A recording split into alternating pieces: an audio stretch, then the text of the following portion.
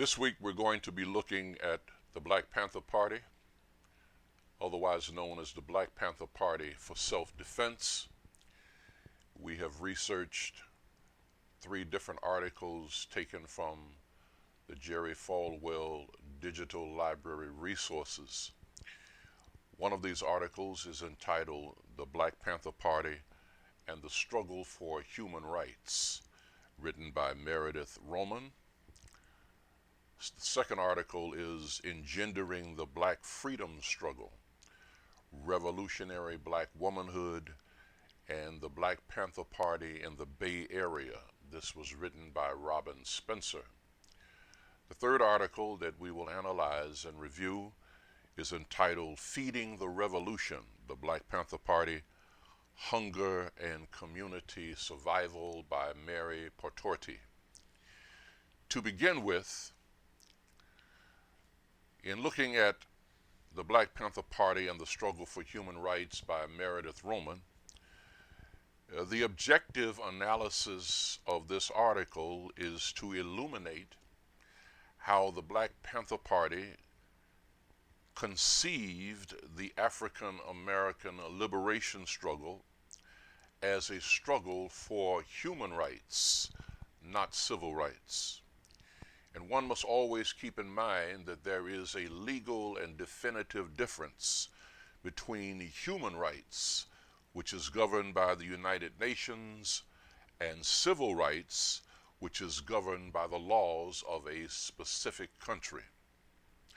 This article is especially compelling because it emphasizes the critical roles played by J. Edgar Hoover, who was the director of the Federal Bureau of Investigation, and his COINTEL organization, which targeted not only the Black Panther Party, but Dr. Martin Luther King Jr. and Malcolm X as well. COINTELPRO is an acronym for Counterintelligence Program. The author of this document provides the reader with the memoir written by an individual named Jamal Joseph. And Joseph became a member of the Black Panther Party in New York City, and he recounts when he first attended a meeting, they were using the terms human rights, to discuss the struggle to end brutality, police brutality, to uplift the community, and to gain decent housing for the people. The conversations, he said, had nothing to do with killing anybody. Joseph further states that it was the news media in America which elucidated the false rhetoric which framed the Panthers as being a gang of gun-toting hoodlums, which was not so. Huey Newton and Bobby Seale, who founded the Black Panther Party in 1966, they clearly identified the mission of the party as promoting the achievement of all of our human rights, including the right to defend ourselves against those who threatened our rights.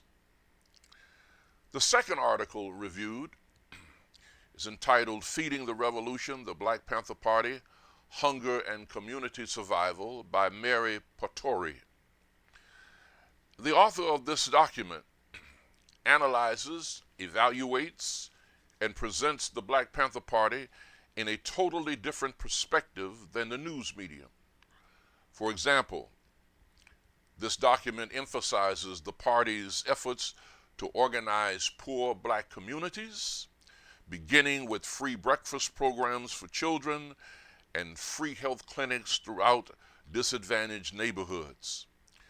The most celebrated of the party's survival programs was the nationally regarded tutoring program, which assisted children from the ages 5 through 7 in forming a basic understanding for education.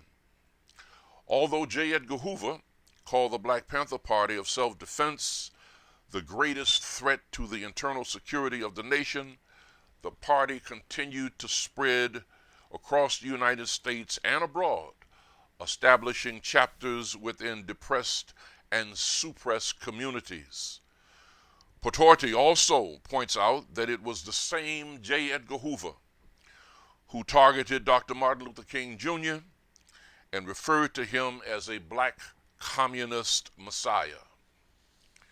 The third article that we analyzed and reviewed, Endangering the Black Freedom Struggle, Revolutionary Black Womanhood, and the Black Panther Party in the Bay Area by Robin Spencer. She explores and explains how black women who joined the Black Panther Party became actually those who kept the party together once Huey P. Newton and Bobby Seale were sent to prison.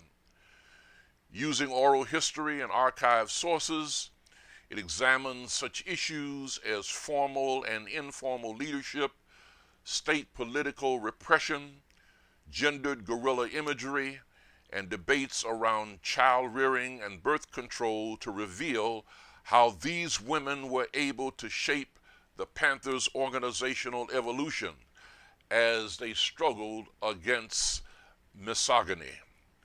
Several of the women who rose up to the party, to establish their leadership were Kathleen Cleaver, the wife of Eldridge Cleaver, Angela Davis. There was also Kathleen Brown, and several other women who ascended within the hierarchy of the party to help give its guidance and leadership. This article contributes to the historical understanding of the Black Panther Party and the establishment of the Black Panther Party, which evolved from the Black Power movement from the bottom up. Thank you very much.